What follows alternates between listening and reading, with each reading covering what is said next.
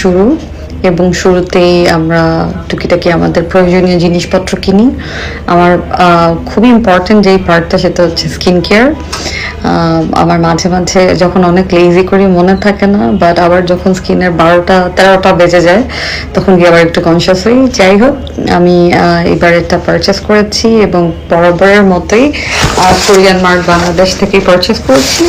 And আমি আগেই খুলে রেখেছিলাম, জাস্ট আপনাদেরকে একটু শেয়ার করবো যে এটা হচ্ছে বিউটি অফ জোসনের সানস্ক্রিন, SPF 50+ দেওয়া আছে, and this is the best sunscreen ever for me. Also, I have a viral and very popular moisturizer, and I think it's working for me. আমি এটা থার্ড টাইম ইউজ করছি, এটা আমার 3 number, maybe 3 number.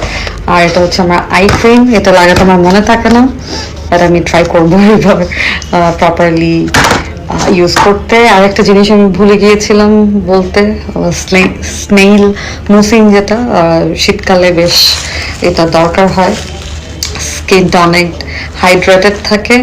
That's all. আপনারা skin care কিভাবে